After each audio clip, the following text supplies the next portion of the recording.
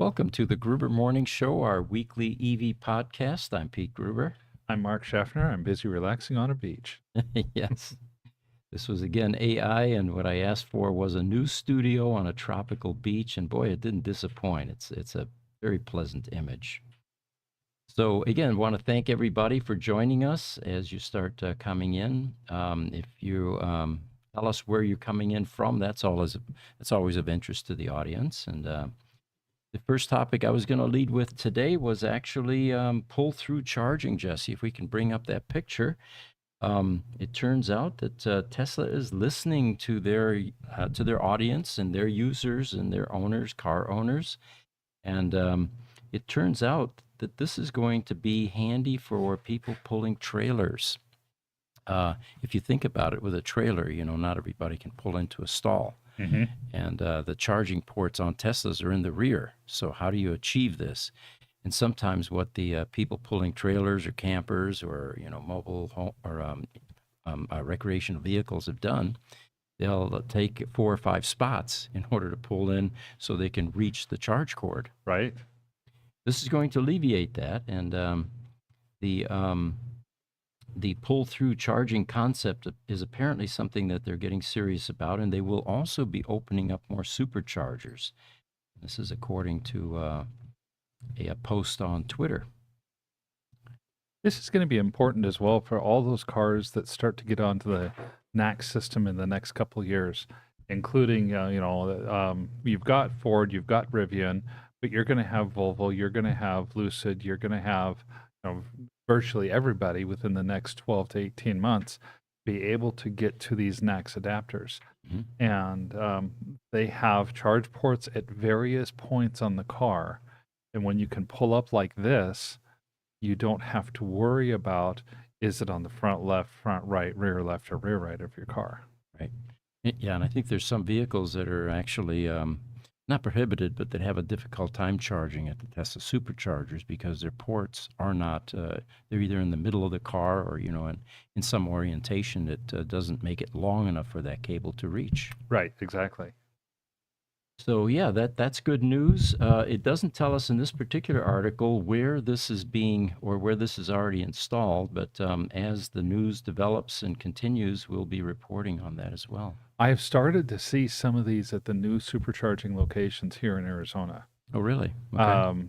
I live down toward the south end of Phoenix, and we'll go to the southeast areas of Phoenix in Chandler, Arizona, usually.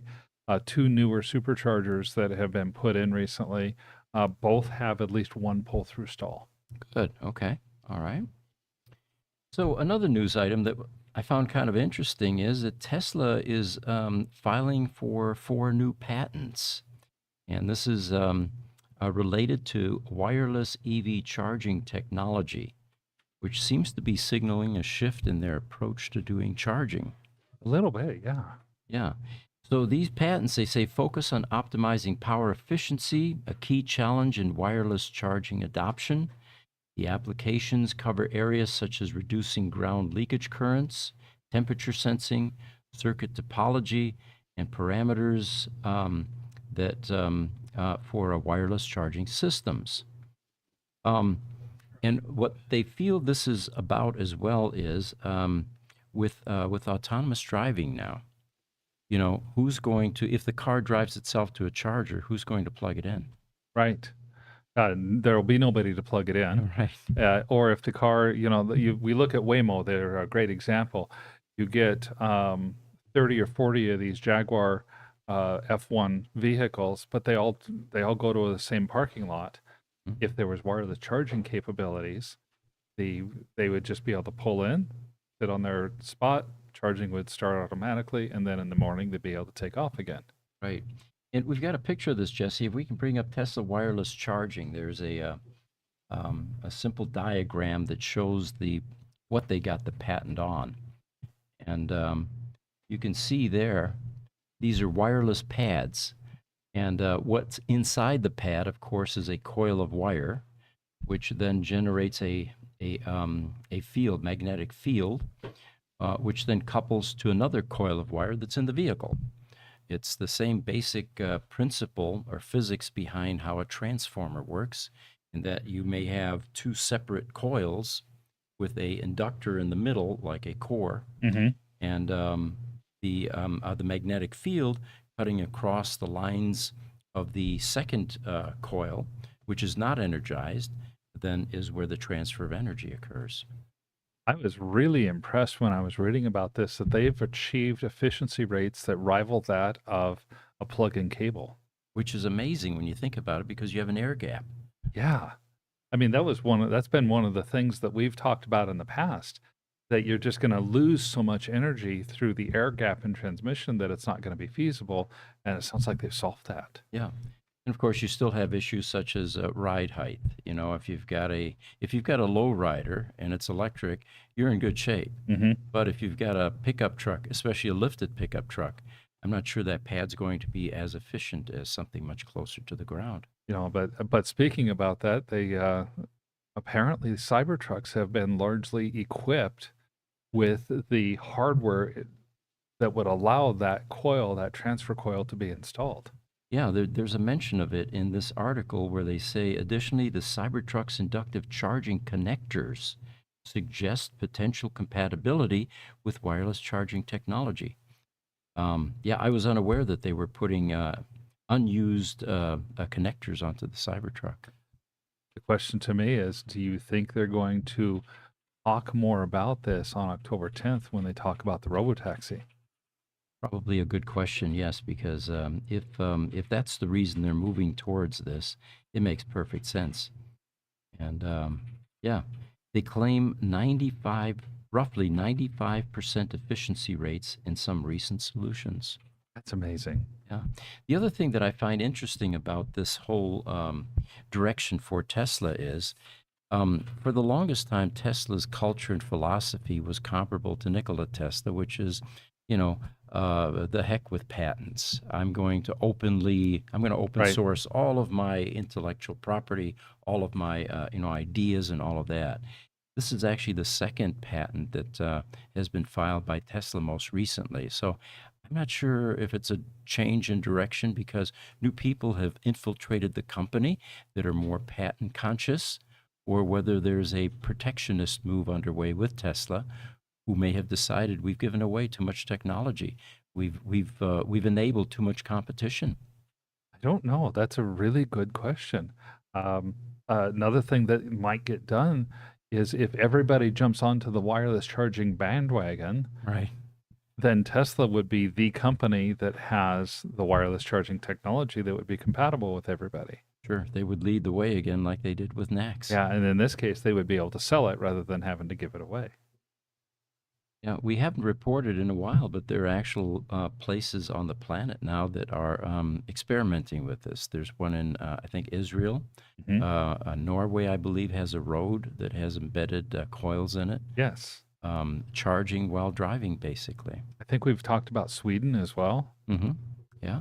I don't remember if it's Sweden or Switzerland. Maybe it was Switzerland actually. But it's an exciting technology and very I still think for individuals though that it's largely a non-news item. Mhm. You're gonna it costs anywhere from 1,500 to about $3,000 to put wired charging into a house at 240 volt, higher electrical and so on and so forth.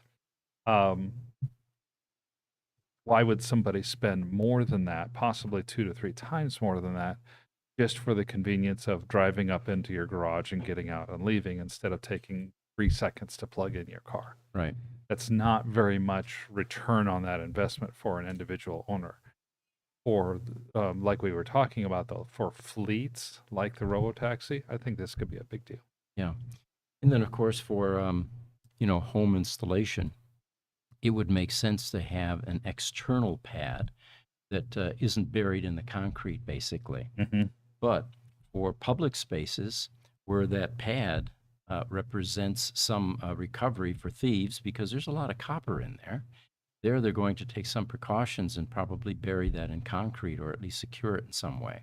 I could see them burying it in concrete, putting some sort of an epoxy or something over the pad that would further deter thieves, but still make it so that it's maintainable. Right. Looks like we got some people coming in now from Instagram. Usama Giali. I hope I pronounced that correctly. He's greeting us. Hi, how are you? Thanks for joining Thank you us. for joining. Then on YouTube, Mustafa Elgamel says that Elon previously mentioned the reason that he discontinued Tesla AI Day or Battery Day was due to competitors copying their ideas. Well, that may be the reason then. Yeah. It very well could be. I remember him and Drew Baglino up on stage talking about all of the technological advancements that they were working on. And nowadays, there's a lot more competition. Yeah, there sure is. Yeah. Okay. Here's another interesting article, and this has to do with Australia. So it turns out that share of renewables in Australia hit record highs on the main grid, and it sends coal to new lows. The article goes on. It says that the main grid has set a new renewables record with the maximum instantaneous share of mostly solar and wind on the national electricity market, hitting an all-time high of 73% on Monday, this Monday apparently, and pushing the share of coal to a new low. They do say that the goal is 75%, and they are not very far away from that. That's really impressive to see. This is why you hear of Australia buying all these batteries and buying the gigapacks from Tesla. Um, I had to ask the question of myself, so why is Australia the one leading the charge on this? Why is it such a big deal to them when it doesn't seem to be as big a deal in many places, other places on the globe? My initial thought was, okay, maybe Australia doesn't have the resources. Maybe they've been buying from China and that relationship is pulling off. No, it's not. It's Australia's government committed to following guidelines put forth by the Kyoto Protocol in 2007 and then the Paris Climate Change Accords that were in 2016 that most of the world signed on to, notably the US did not. Australia also signed on to and committed to be one of the leaders of that as well. So that put them on a political course to try to move their energy toward renewables. They're trying to reduce their emissions by over 40% by 2030.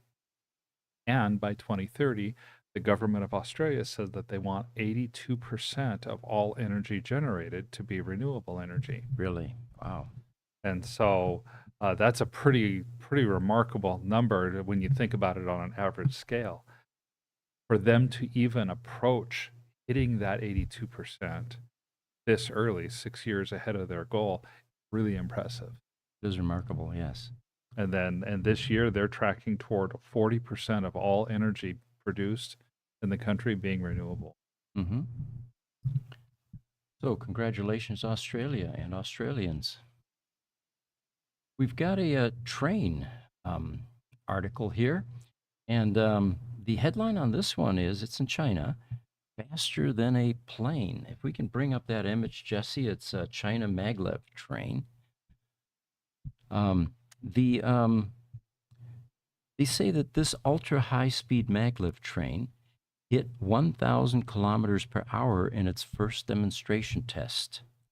1,000 kilometers per hour is 620 miles per hour, which, as you pointed out, is faster than commercial jet traffic. Yeah, commercial jet traffic goes about 450 miles an hour for cruising speed. While jets are capable of going faster than that, it's not typically considered safe for them to do so. Mm-hmm. So this test was conducted in the Shaanxi province, and it used a superconducting maglev vehicle in a 2 kilometer long low vacuum pipeline. So if they had more than 2 kilometers to test this, they probably would have reached much higher speeds. Definitely, they probably would have. That magnetic levitation train is such an interesting concept to me. I was just fascinated by it. The good news there is that they said the testing was completely successful. Everything that they anticipated would happen did in the way that they anticipated it. Mm-hmm. This maglev train works through a low vacuum tube. That I took a little time to read further into okay, what is this low vacuum pipeline? I've never heard the term before. Is it kind of like the Alaskan pipeline except bigger and the train zips along inside that tube? Kind of, yes, actually. The Alaskan pipeline is big. It's about 10 feet across. I've seen it. Oh, It's really? pretty That's right. You impressive. lived up there. Yeah. Yeah, we lived up there, um, but this pipeline is even bigger, and it has a vacuum on one end. So if you think about, you go up to the drive-up teller at the bank, Mhm. and I've always heard of, never seen the story of you if you really want to startle the tellers, put a roll of quarters in there and then send it through the little vacuum tube that goes into the teller. Uh-huh. When it hits the other side, it's actually going to hit the other side very fast, and the quarters will tend to explode. Okay. But regardless of that, the whole idea is you have a vacuum tube, Mhm. and somebody punches a button, a vacuum goes on one side, and the tube goes up through and over the drive-in area and over to where the teller's at. Think of that, except that you put a train in it. Right. And one of the things that was mentioned about this train is that the vacuum tube and the whole idea of a low suction vacuum tube on scale, hundreds of kilometers of low suction vacuum, uh, they said it seems to be stable, maintainable, and scalable. Hmm. And to me, I think that was possibly as impressive as a levitation train itself. Right. Right. Yeah, as they say, it was stable suspension and safe stopping even on curved sections of the route. That's pretty cool. I just kudos to the Chinese for this. Have you noticed that the Chinese are beginning to become leaders in certain areas of technology, which I don't think anyone expected? For me, this is reminiscent of the stigma that surrounded things made in Japan in the 60s in the last century. Yes. No one took Japanese products seriously. It was considered junk, inferior, and then they figured out how to solve their quality control problems. And it was amazing. Within a span of a decade or so, they became leaders in a number of different categories, not just small cars, Datsun, for Yeah. example, during the oil embargo, but consumer electronics. We're talking about high-end audio equipment, Kenwood, Sony, Panasonic, Nakamichi tape recorders were considered the ultimate. Hmm. And that change happened within a decade, which was amazing. It really was. It kind of reminds me of the Back to the Future movie, an interaction between 1950s Doc Brown Hmm. and 1985 Marty McFly, where Doc Brown was saying, "Oh, Japan stuff is junk. It's all the cheapest. It's all cheap. It's all terrible." And Marty's like, "What are you talking about? Japan makes all the best stuff." Right. One other thing that hit home for me, I worked for Digital Equipment Corporation in the 70s and the 80s. And here in Phoenix, we had a large plant. It was about 1.5 million square feet. And what we were making was terminals, dumb terminals at that time, because everything was mainframe computers. Hmm. And we had two divisions there. One was the video terminal, which was a dumb terminal with a CRT tube in it and a keyboard.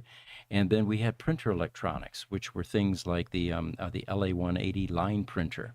Sure. These were floor standing printers. And then to replace the teletype, there was a floor standing LA 36, which was also a keyboard driven, with a dot matrix type print capability. Hmm. And these large plants here in Phoenix were built to continue the production of that type of equipment. It got interesting because at some point, the demand for that product began to decrease substantially. And instead of changing taking a different market direction and figuring out what do we need to do to recreate demand for our product, they decided let's build another 500,000 square foot building so we can store all of these excess printers that our assembly line is cranking out. Oh my gosh. That building now is a co-location, by the way, on 2500 Yeah. Okay. West Union Hills. But what killed their line printer and their floor standing, teletype replacement were the tabletop printers from Japan. Oki Data, for Oki example. Data. Yep. Oki Data made a great quality printer back in the day. And why would you spend $6,000 Right. on a large washing machine size printer when you could get the Oki Data ML whatever model it was. I remember it was the series printer, Right. and all you had to do was get their wide model, put all the same computer, your 14-inch computer paper through it. Mhm. And I worked at a hotel. I worked at what was Hotel Westcourt at the time during college, Okay. and they had their Oki Data wide margin printer sitting on top of the unplugged deck printer. Really? Yeah. That would have been quite a picture, but yeah, it's sad to say, but the point being is, technological innovation may come from unexpected sources, Yeah. and up until then, a Japanese product was not really considered superior. So it looks like China is on the same trajectory. I'm becoming increasingly impressed with some of the milestones and some of their goals. And um, you know, for example, they build more electric cars than anyone on the planet now. Who would have thought that? Oh, yeah. I mean, we go back 10 years ago, and in the United States, there were about 250,000 electric cars on the road, and the US was the leader. Yeah. In China, they had 20,000 or 25,000 cars. Now, what is it, 22 million cars in China or something like that are electric, and the United States is sitting up around, 8, I think it was. Yeah. yeah, Yeah. 8 million or so. Um, it's totally flipped on its head. And the thing is, these Chinese cars, like the BYD, Mm-hmm. they make a they make a wide range of models. They've got good quality from what we can tell and what's been reviewed. They even have their version of a supercar, the BYD version of like the Rimac Navara. Mm-hmm. Um, that takes some chops to be able to build something that can go that fast and be that high end and even function. And they are also the genesis of some of the raw materials, like the battery systems, for example, cattle. You Hmm. know, it's just not cost effective to build them in the United States at the same scale as they do in China. So, and then of course you have various countries taking protectionist measures with incredibly huge tariffs to try to protect their, auto business. I mean, I can't imagine 100% tariff. You have to double the price of the product. Right. Uh, And that's and yet at the same time, the Chinese make products that are so cheap that 100% tariff is probably not that huge of a deal. Good point. Yeah. So it looks like we got a bunch of people chiming in now. YouTube, Wayne Levitt. Welcome back, Wayne. I live in Perth, Australia. I'm loving my new 6 kW solar system and Western Power selling to me for 8 cents AUD per kilowatt from 9 a.m. until 3 p.m. My bill is half, and I use 3 times the amount of electricity. There you There go. you go, Wayne. I have solar on my home, and when it's time to charge the cars, we've changed our behavior completely. Charging for us occurs between 9 a.m. and 4 p.m. Hmm. because then we don't here in the Arizona, you sell your electricity back to the local electric company for wholesale rates. Hmm. Why would I want to get 2 cents a kilowatt hour for my electricity if I can put it into my car instead? Hmm. Right. And so that's what we do. I'll wait to plug in my car or set my car's charging schedule on the weekends to start at 9 a.m. Hmm. Good strategy. Instagram, Sade Krimis says hello. It's HALO, so it looks like we're in a foreign country there. Thank you for joining us.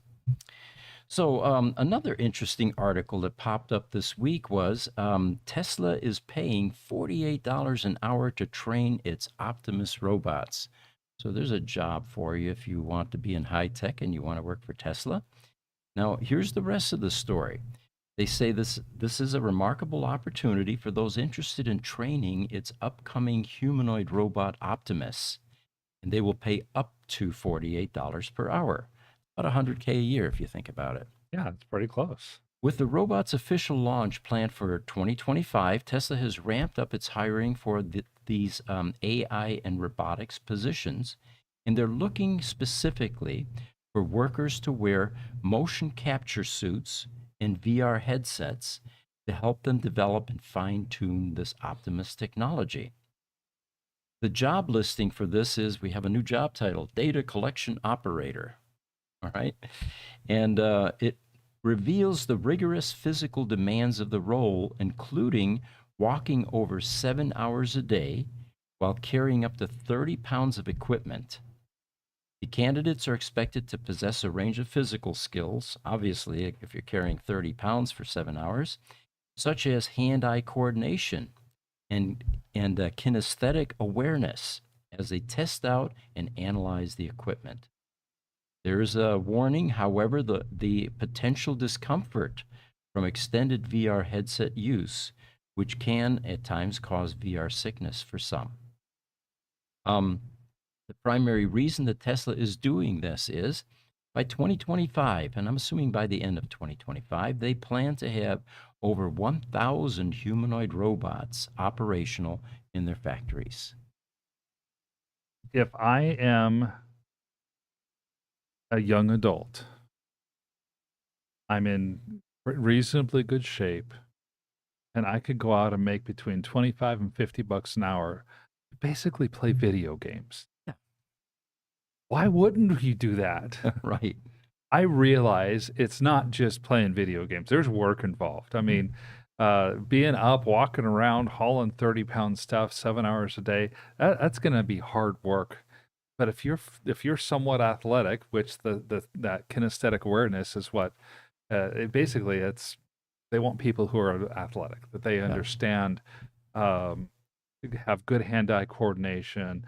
If to use the athletic analogy, they're the guys that could make the 3-point shots because they have that spatial awareness. They're the guys that could throw a football 30 yards down the field and hit the right guy in the right spot at the right time every time. That's all kinesthetic awareness that does that. Okay. That's all I can say is okay. Mm-hmm. That's kind of a cool job, actually. Here's a side business for Tesla. They're always expanding into something else. What about opening a chain of gyms and then hiring people to actually work out? Now, there's with an that gear. idea. Yeah. It's not come to the gym and work out for an hour and you pay us. Come to the gym, we're going to work you out for an hour and we're going to pay you. Right. And the benefit will be a toned, ripped body at the end of the experience. Yeah, there you go. So they talk about one of the reasons that Tesla has decided to take this direction with some additional testing before they deploy these robots is there was a past safety issue that involved a robot at one of their factories. It was in 2021, and it was an incident in which a robot malfunctioned and injured an engineer. It doesn't elaborate what the injury was, how extensive it was, and I'm sure there was a settlement of some type that may prevent this kind of information from being released. I'm sure, and they probably called it the iRobot settlement. Yeah. Facebook, Abdul Karim Raz says, is it real and authentic information? The things that we grab are algorithm-fed things that come from various social media sites. And although I agree that AI does hallucinate, we usually do some pretty good fact checking. That's one of the things that actually Mark does. He grabs the articles and he looks up background information. So we have a high degree of confidence that we're passing on the real information. I remember we were doing something not long ago that we brought it up and it looked like a legit article. And I'm like, this is an April Fool's joke. Right. That was embarrassing, yes. Not enough fact checking on that one. Abdul Karim Raza also says it's totally amazing. I agree. Yes. And then Wayne Levitt from YouTube, he says, my Model S85D is my battery storage system. Auto charging starts at 9 a.m. Yes, Wayne, that is exactly what I do here in Arizona as well. So, I have one other thing I wanted to mention because I just comes from Torque News. And I just can't let this one go. 2 nearly identical 2022 F-150 Lightnings were driven for 2 years by 2 different people. No maintenance required. And they said, this is the reason why dealers don't want to sell EVs. Good point, yes. And I caught that and thought, that is so true. Yeah. That is so true. That there are so many dealers that the auto dealer infrastructure is built around selling a car near, at, or below cost, knowing that they're going to get all of their profit on those $150 oil changes. Yes. And it's actually a well-known fact that they would not exist, the car dealers, if their only source of revenue was car sales. Yes. It's highly competitive. It's paper thin margins, and you're right. The where they recapture the margin necessary to keep operations running, to keep employee salaries, and take care of all the other costs is in service. And when you remove that component, it's one of the reasons we feel that dealerships will go away and it will become more of a Carvana online type operation eventually. I think so as well. I loved that comment that was from Torque News. Yeah, I know that you had posted that earlier this week in our article list, and just thought that was so compelling. Abdul Karim also asks, he says, what is the future of human versus AI? You know what? It's a good question. Tomorrow at 10 o'clock, we do an AI podcast, and those are the topics that we cover. If you're interested in some of the threads and some of the information that we've disseminated on our YouTube channel, there is one podcast every single week that deals with various AI topics. And it's a fun podcast because we get to chase down rabbit holes. There'll be an announcement like that by the year 2050, we'll be able to download consciousness. Well, now you extrapolate that and you begin to think, what ramifications does this have? Yeah. Are you tired of your body? Do you want another body? What if you download consciousness into that other body or machine, that robot? Travel becomes completely different now. What if you just want to leave your body at home and you download consciousness into an avatar or a rental robot in another country? Now you experience everything through that. Well, it goes on and on. Yeah, it would be a lot of fun. It's a lot of fun to think about. And then on Instagram, EV Smoke ATX, Austin showing EV love. There's also, check out our program with a one-of-one Tesla racing a Plaid. Oh, cool. Okay. That'd be cool. We'll have to try to look through that. All right. We are at the end of our EV podcast, and in a half an hour, we're going to continue this podcast for the Tesla Roadster owners or people interested in the Tesla Roadster. Got a lot to cover today. And so if you like, join us in a half an hour at 11 a.m. Mountain Standard Time or Pacific Standard Time. I always get that confused. Are we the same now? Until November, yes. Until November, okay. So we'll be back next week for another edition of the Gruber Morning Show. Thanks for joining us. Take care.